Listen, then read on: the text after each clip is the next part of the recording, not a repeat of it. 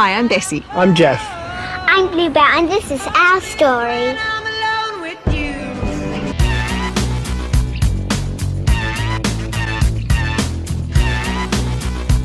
Anything went, crazy times, wild parties. You're under a microscope. Everyone expects you to be fabulous and everyone expects you to be grateful for how cool your life is, which is, I think, one of the reasons why so many celebrities go off the deep end. One day I woke up and thought, no more. My husband said, let's give away everything we own and just see what happens next. A celebrity couple literally leaving it all behind. Bessie and BlueBelle is famous for announced they were giving away everything they owned. Hi, I'm Bessie. And I'm Geoff. And welcome to our life change experiment. Yes, and the big giveaway. Basically, we're giving away everything we own. Furniture, clothing, shoes, Computers, laptops, knives and forks and plates and everything but the kitchen sink. which we would have given you if we could have got it out of the kitchen. A lovely lady has just come over to take BlueBelle for a walk so that we can get through some of these 40,000 emails. And she said, are you guys crazy? And people say that all the time, but she was here and it was in my face and I thought, oh my God, maybe we are. As anybody who knows, who's had success, it can be a little bit of a disappointment and you start to strive for more and more, and eventually you start to realize that this is actually going nowhere. And I was becoming more and more depressed and looking for more and more ways to drown that misery of depression as you begin to realize that all the things you thought were going to bring you happiness are not. When you see your partner and you can just see the pain they're in from their searching and their seeking, and I was always just pretty happy wherever I was, but I could see he needed to find more. He had big questions to get answers for.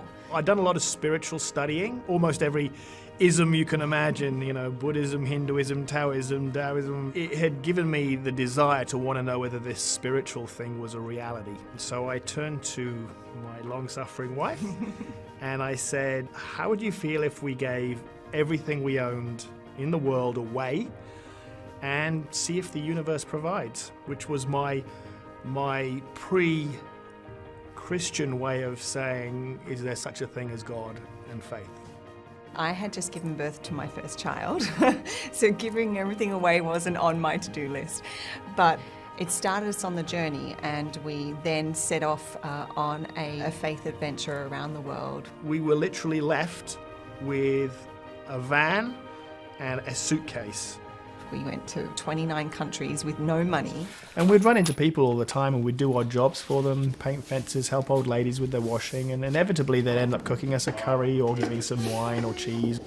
Not all glamour out here.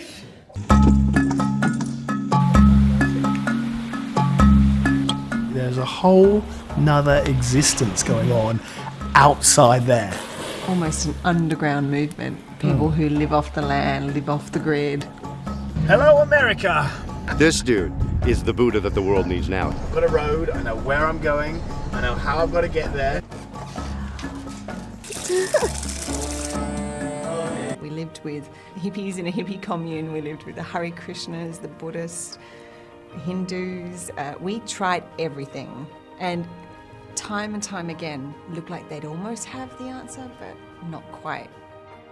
Through our adventures, we moved just over the road from Mariners. One day I was walking up the hill and I had this voice saying, you've been all around the world doing all these crazy spiritual things, but you're not prepared to walk 100 yards over the road to find out what this place is about. I said, look, I'm not a Christian, I don't believe at all, but I want to come and hear. Are you okay to have a non-Christian in the group? And he goes, we'd love to have a non-Christian in the group. I went, oh, all right.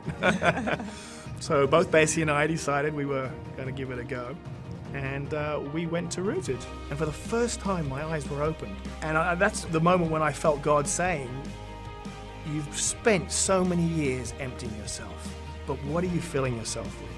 And when I came into this experience and I realized everybody's accepting. In fact, they say, come with your story, bring your story, don't forget it, it happened, and now God's going to use it for good. I just realized that grace, the concept of being loved even before everything, is just so beautiful.